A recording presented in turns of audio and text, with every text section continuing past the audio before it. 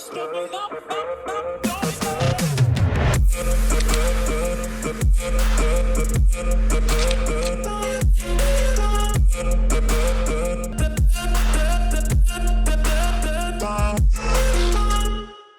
përshëndes shikues të Memory. Ju falenderoj që edhe këtë pasdite jeni me ne për të ndjekur emisionin ku ndajmë kujtime nga udhëtimet, ku flasim për mënyrën se si këto të fundit ndryshojnë shpesh perceptimin ton për jetën, por ndoshta ndonjëherë ndryshojnë krejtësisht bot kuptimin ton.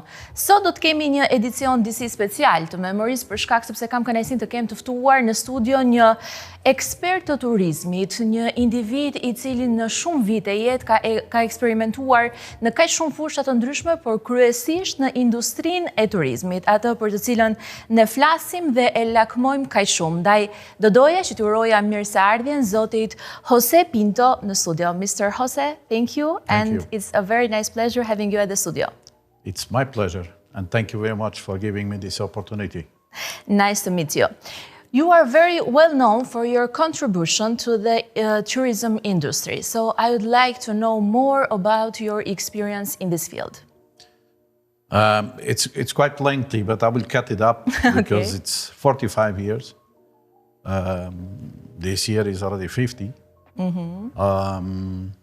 I started from, let's say, following the steps of a great person that I owe him, and another person too, but I owe him more than that. I think Swiss person. He was a goalkeeper in Madeira Island, and he joined Hilton, and then we meet, and then one day he said, "Would you love to come and work in hotels?" I said, "I have to see it. I've never been inside one hotel."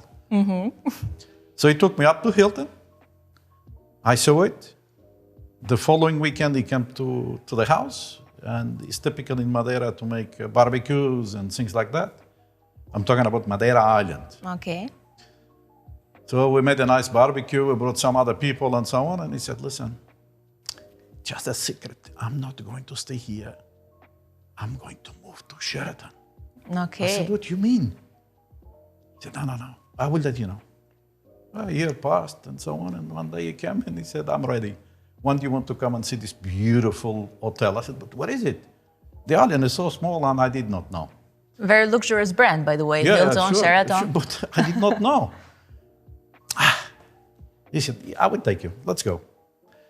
We went over there, he just showed me there was like anything else, a construction with a few rooms finished, and the restaurants were in there. He said, "You want to come?"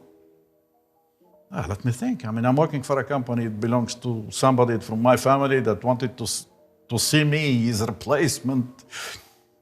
It's quite complicated. I'm sorry, I'm a bit lengthy about it, but I think it's such a pleasure. It is terribly important to say these kind of things for the young people. Because they think they just come from the university and they want to be presidents. Yes. You cannot come from the university and be a president. Forget it. Unless it's your family business. Yes. And that's your business. Continue what I'm saying. So I went there to see and so on, and 1 year passed, and he came with my offer. He said, "We need somebody with your experience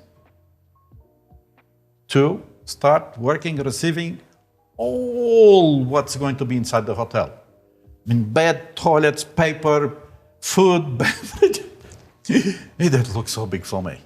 At what age? This was 1972. I was basically 19 years old, not yet, 18 something. So young. Were you prepared for that? Pardon? Were you prepared for that? I was never prepared for anything in my life. How did you do then? You just go and you work through. You have a lot of people. The good things is that in the hotel business, there are people who want to help you. If they see that you have some weaknesses, you have some strengths, but in your weaknesses, they are there to help you. And this hotel opened with 90% foreigners at that time. Oh my God. Swedish, Swiss, Germans, Austrians, you name it. And it was, I don't call luck, because it was a lot of hard work. Hard work, yeah. But for me, it was my university, my post-graduation, my everything, because this company took me as a young guy, they saw in me something, and they made me to be general manager one day. That was my aim. My aim was to go through, cost what it costs, I don't care. And show to my family, because my family had two parts, one rich part and one very poor part. That was mine. My mother and my father, they were very poor. But I wanted to show the rich part. What could I do? The poor kid, what can he do? And I think this is one good thing that does exist here in Albania. Yes. People want to show to family, to friends and so on, what they can do. And sometimes we know, and I passed by this here, how much efforts put the families for them to go to Holland, and go to England, and go to France, and go to Switzerland, be a bit more educated to really show that he can do something, that he's able to do the something as the other part. Did you felt sometimes that you were gifted or you only believed on yourself? There is a combination, I think. Combination of things, because the gift, my gift came from God. And God said to me, Jose, if you want to achieve something, you have to work hard. You have to believe. And that's always what I have done. I put it in my heart, whatever they tell me, and I believe that I will finish, maybe even before they expect it, in order to gain the next step, the next step. And this has been with me all the time, my way of going through until today. How many hours do you work per day? Or you worked before? I tell you, I used to start at 6:30 in the morning, carrying beds. We carry beds up to the last floor, and then they receive bread, and then they receive the milk, because at that time the milk used to come in 50 liters jerry can, and finished when they finished. I mean, 11, midnight, and still I continue studying a little bit. After we opened the hotel, I got the permission to continue studying, so I used to leave a bit early to finalize at least the 12-year school, because I did not have the 12-year at that time yet. Yeah. So it's what I keep saying on the writing of the magazines that I do and so on. That's what I keep saying. You better believe. You believe and work hard, and you're going to get it. But don't stay under the sky waiting for that to come. But it's not going to come. If you just sit down and you wait, nothing. Nothing comes. My true examples are: milk doesn't come out of the Tetra Pak, neither the roast chicken comes from the sky. So people had to work until you got the roast chicken and you got the milk into the Tetra Pak. This is... And then you fell in love with the tourism industry, right? Year after year. It's, I think it's a first-time love, because I found my first-time love there too, so... And my first wife comes from inside. And everlasting, 5 decades. 5 decades, but not my wife anymore. We lived 25 years together, up to Iraq. And then I went to Mexico, and that was it, you know? Mm-hmm. And I know that you are from Portugal. Yes, from Madeira Island, precisely. Madeira Island. And for so many years, you have separated your life between, or you have lived between Portugal and Albania. How do you find... How do you find that? Look, Albania for me is my country, my flag, my religion, my everything now. I lived not only in Portugal, I lived in several countries. I lived in Iraq, I lived in Dubai 2 times, I lived in Egypt, and so on. In Africa, I did military service in Africa. But Albania has something that brings me back to my nature, which is beautiful people, good food. Let's not talk about prices. The food is good. The food still... The tomato smells tomato, tastes tomato. The cucumber smells cucumber, tastes cucumber. And I keep saying to people I meet that grow them, please don't add agrotoxics to it. You have a fertile land. So let's cultivate and continue cultivating. That has a high price on the market today. Yeah. Definitely. And how have you seen this development of tourism industry here in Albania? How do you find it? I found it, let's put the word, I was still at the Sheraton here when this all started. And when I went the first time, I did my tour through the coast and so on. I found it a bit like it doesn't make sense what is being done, you know? How come they just put one hotel here, almost into the sea? How come they do this pizza restaurant with sticks into the sea? For me, it was like shocking.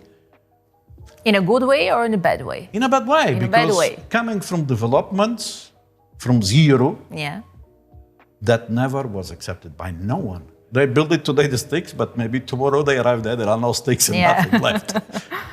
But anyhow, that perhaps was the for people to open eyes and say, this should not be allowed. And thereafter, after the second year I went, some of these places were demolished because I still remember the situation, you know, and I still remember the most recent one. You know, what is not legal will go. It's not only illegal, but it is concept. I mean, how can you bring a tourist and you go and eat pizza on top of the sea and God knows where is that dirty water go, where the clean water comes, and so on. I mean, when you use the facilities, what happened? This makes a tourist a little bit confused. Yeah. What is this? So thank God action has been taken and these things have been almost 100% removed. And today sanitation is top priority, I think. Yeah. What I have read. And thank God that they don't allow that anymore. Even in Durrës, you know, we used to have a lot of this. If you go down, I remember Samil at the time. My God, my God. But look how beautiful it is today. Yeah. So people understood. Either it was government or some other identities, but people are getting a bit more educated. What kind of tourism we want? What are you looking for? I mean, this beautiful, beautiful beach, you know, beautiful thing. Yeah. Look how clean it is now. But a few years ago, that was not there. People used to arrive there like I did to one beach, I don't remember, Yale or something like that. Yala, yeah. We used to go through the river Yeah. at that time. Somebody took me in a four-wheel drive through the river to arrive down there. But it was already destroyed. There was a lot of garbage at that time. But if you go there today, wow. So my congratulations to whoever have done it. We know who have done it.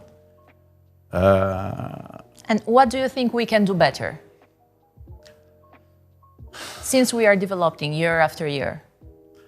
I think we better, if we do 9 million tourists, or if we did 9 million tourists last year, maybe a bit more, I'm not so sure because I haven't seen the last report. On the December, we already achieved 10 million. 10 million. So. If you do 10 million, I think it's the time for us to sit down, think what we have done, how we achieve it, do we want to continue? And avoid mistakes of other people. Don't get more than what you're prepared for. There is too many things still to work. A lot of things still to work for us to prepare and look for 11 million, 12 million, 13 million. And these 3, 4, 5, 6 million maybe are to be achieved on the months that we don't produce. Maybe it could be a boomerang. Yeah. That's it. We need to produce 365 days a year. We need to have activities for the tourists to come from different countries, of course. I will give you one example of what happened to me when I took a certain hotel. To come and enjoy, because we don't have to forget, every day now we read people which are up top north, Sweden, Norway, Denmark, all Scandinavian, plus even further up, where the volcanoes are today, these people are freezing. Yeah. So, East Russia, the last East Russia, excuse me, we used to have them in Sharm el-Sheikh by this season, a lot of them. And since you have been living for so long here in Albania and you have worked in such glamorous chain hotels, I would say, like Sheraton, Marriott, recently Hilton, now that you have seen the situation here in Albania in the hotels that we have, local ones, how do you find them? I don't mean we can separate one with another. But yeah. There is no comparison anyhow. But in any way, management is management. What can I say? Interiors are interiors. I'm proud to say that when Sheraton decided to leave, and I was part of it, was not because what a lot of people thought was just because owner at that time were from Kuwait. They did not agree to continue with management contracts.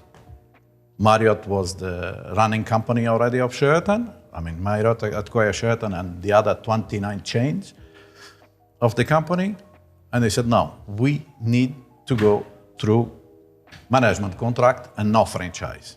The company needs a franchise. And we, at that time, Sheraton could not be franchised. They had to go management, invest, because the hotel was, as everybody might know, the hotel was, still today, some rooms there, you can go and see it, really in very bad need of investment.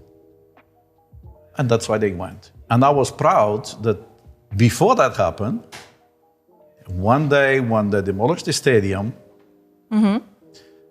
it was too noisy. And I had to live with a lot of airlines in the hotel because there was not much more we could put corporates. We had groups, airlines, and a few corporates, but very few because people were looking for something else. It was hard. It was difficult. The airlines complained but heavily to me, Lufthansa, Austrian, and so on. We are leaving if you don't do anything about it. Because we came here late, we want to sleep, and very early we leave. Yeah. I said to the captain on that day, I said, please don't talk to your unions before I discuss this with the owner or somebody in charge of that gigant thing. I talked to my people, and immediately I met the big boss of Alpstars, which very friendly said, Jose, where do you want to meet? And in 10 minutes he was there, taking a coffee with me. He said, what is your problem? I said, my problem was noise. See if you minimize the noise after 7 o'clock in the evening until the next day, 7, 8 in the morning. Done. Picks up the phone, calls his engineer in charge of the thing. And believe me, on that moment, this was 4 o'clock in the afternoon, the noise was gone. That's how I met him. And he said to me, listen, that's good that I met you, but I was thinking, how could I approach you? I'm having problems because you know the project? I said, no, I don't know the project. The project will have maybe 150, 180 rooms, hotel. And I'm collecting now different proposals. But a lot of people don't answer me. People are too slow. I said, did you contact it? I said, I contacted Sheraton. They said, no, Sheraton cannot be. I said, what do you mean? Okay, just leave it to me. Give me 2-3 days. I will try to somehow see if I can meet somebody that can come and meet you. But for what brand? What brand? I said, Sheraton, I don't think they will because we are still here and they can't have. What about Marriott? He said, you think you could get? I said, I don't know. I will ask the development person you to will come. give it a try. Look, there it is. Yeah. There it is. So I'm proud to say that I was a key opener to open that thing to the country, bring a big chain into the city. Now we have Intercontinental, you will have Radisson, and so on and so on and so on. And how proud do you feel about being so important and maybe a game changer in this industry of Albania, in the tourism industry of Albania? I'm very proud for what I have done. But I think that people still have to use me more. My card to people when I give, it says, use and abuse. But they look at the card and they say, oh, we go for a coffee or something. Oh, but you have too much experience for me. But experience, it's the important key at this moment. And this doesn't happen a lot of times. You know, I did a lot of things until now in pro bonus. I go and I meet people, I revise different things, quotations, drawings from the beginning, from the pencil. I help people on that. Don't do this way, do that way. You don't need so many square meters. You don't need a big bathroom, and so on, so on, so on, so on, so on. My background, for people to know, is from the first pillar up to the last antenna on the rooftop. Open the doors and welcome people. Everything, whatever people want, even on the financial part, because sometimes the hotels are running, losing money. And a lot of people, they don't know why they're losing money. They have no clue. And a lot of times, the people who manage it, they don't have enough experience to go back, sit down, and redraw what we're doing for making a little bit money. So I am ready to help whoever needs it. That's it. But if people want to use me, fine. If they don't want to use me, what can I do? I'm happy with what I'm doing. Which has been the most hardest moment for you for so many years in the professional way, of course? Living in 1970, living the hotel and saying goodbye to everything. That life that you had in your veins, let's say, after from 1972 up to 2017. That moment at night, midnight, when I check out from my hotel, I put my finger like any employee, I was to do it, and I said goodbye. Thank you. That was not easy. And thanks to my partner, I could survive, let's say this way, because it is very, very difficult that you live your 45 years, a bit more than that. And certainly in one moment, everything is gone. You don't have that day to day, you have nobody. People say, but do you remember, you were there like a doctor, 24 hours, this, that, up, down. I said, yes, but that's our life. You have, when you become a manager and you are a leader of that ship, you have to have 24 hours availability. I used to be called during the night, doesn't matter. As soon as I help people, as soon as I make my presence to the people and they feel better. They feel better. And I'm proud to say that I used to be a person that I love the lobby as my office. Lobby is my office. I go there to sign and leave, but lobby is my office. Why lobby is my office? I love to see people, I love to meet people, say good morning, good afternoon, and that's it. Because I can see through your eyes that you do have emotion right now. And I think that's the key. Plenty of them. That's the key for being so successful. Yes, this is what it makes me attached to this country, because there is a lot of things that you have to put a lot of emotions to go through. And this is it. That's why I'm attached to it. I go to Portugal because I still have a son over there, which is 17 years old. I have to go there and see him time to time and say hello, live a few moments with him, and so on. Otherwise, I am here. I don't move. And do you miss being far away from your family, or your job is already since fulfilled? I was 21 years old, I left for my family. So I keep going, visiting them time to time. Thank God today we have video conferences and we can see each other. Every day in the morning, I see my son for breakfast. He's having breakfast there in Portugal, and I'm having my breakfast here at that time. And then he packs and goes to the school. See you later, Papi. See you later. In the evening, when they have dinner, I am there too. So this is terribly important. We don't miss each other, just miss body contact. This is the thing. It's another key. That's important, yeah. But imagine when it was that we wait for a letter 3 months to arrive. I haven't experienced that period, but I could imagine. Yeah. I also know that you are the one who has created the Trailblazing magazine. Yes. Why this choice to create a magazine? Look, in 2017, thanks to Lufthansa, 10 years in Albania, I went to this cocktail presentation at the airport, and I met somebody that had been looking for me for an interview. My God, according to her, I don't know, she used to go to the hotel and they used to tell her, he doesn't live here, he lives somewhere abroad. He's somewhere. You went for a meeting, you know how it is. They never let her meet me. Yeah. At that present time, She said, I'm sure this is him because I was together with my people from the hotel. So she came and she said, I am so-and-so, glad to meet you. I said, glad to meet you too. I did not know what's going on. Anyhow, to cut the story short, I met Rodina. That's there. Yeah, she is there. And very emotional too. Yeah, that's how it started. She used to work already for somebody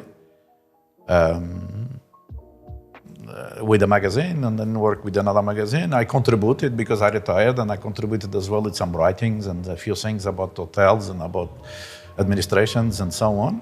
And then one day we said to each other, I said, why do we have to work for some people? Why don't we put up something? I said, okay, let's start. That's it.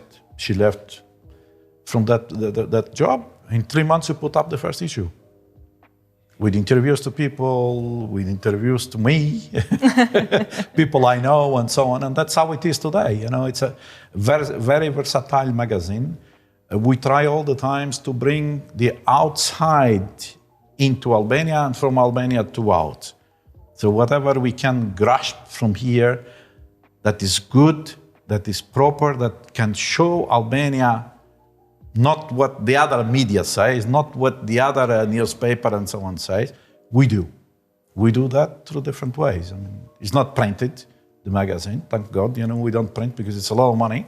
Yeah. We have it online, but we have a fantastic platform.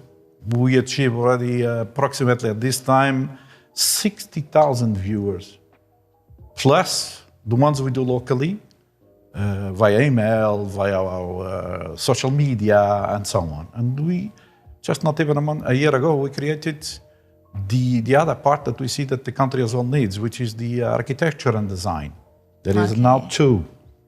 Architecture and design is like we say, is like a little baby still in pampers, but we already took 3 or 4 issues, and now we will process this year a little bit more with projects on the coast and why that is done that way, with different architects, with different engineers, and so on.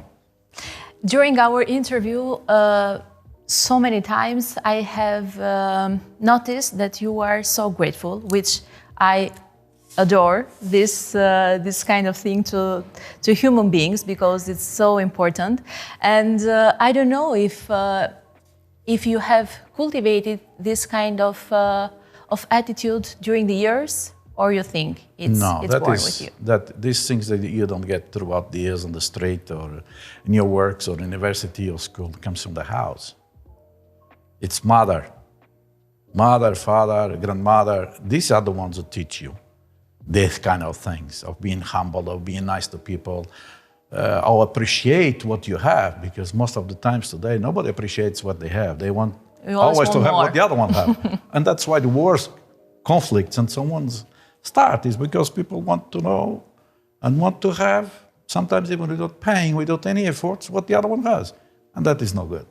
So I always teach a different way. If you have a piece of bread, say, God, thank you for a piece of bread. Even if it's not from today, thank God for a piece of bread. And what would you say to the audience, sharing some of your little secrets over those 5 decades? I say, be very humble. Glamorous profession. Be humble. Use your heart all the time and work hard, and you will definitely obtain what your dreams are. Definitely, this is for sure. But if you are humble, you don't use your heart, and you don't have a goal or an objective, forget it. Don't even start. Don't even start. I always had this objective, which was to show my family, the rich part of the family, the rich part of the family, that I will be one day better than you. This was my thing. And one day I told this to my mother, and she said, never tell me this. Don't tell this to anyone. Don't tell this to anyone. I said, what? Why? What we're doing, we should tell people. She said, no, it's no good. It's no good. And before she died, my father and mother died when I was in Iraq. Okay. And I had to ask my sister to keep them for a while, because one I arrived there almost a month after. There was no flights because of the war. Of the war, yeah. And the other one was just a matter, 1 week. And I went to her and I said to her, I'm sorry, I told people there, she was inside the coffin. I said, I'm sorry, ma'am. I told people what I am. And I'm proud to say that today I am here, but I am this. Which you promised. That's it, that's it. Thank you so much for this interview. You're most welcome. I really enjoy it. Thank you. I hope I meet in life people as valuable as you. Thank you. Thank you very much. Thank you for giving me an opportunity for that. And again, my business card, I'm sure you have it. I'm sure you're going to have it at the end of the video. The people who see it, use and abuse. Thank you. Shikues të Memories, besoj se në këtë intervist mësuat shumë çka, kuptuat që njerëzit e mençur dhe ata të zgjuarit duhet i përdorni dhe abuzoni me zgjuarsinë e tyre, ashtu sikurse zoti Jose e ceku përgjatë gjithë intervistës dhe mos harroni të jeni mirënjohës dhe të shijoni sa më shumë momentet e vyra të jetës. Shihemi në episodin e radhës.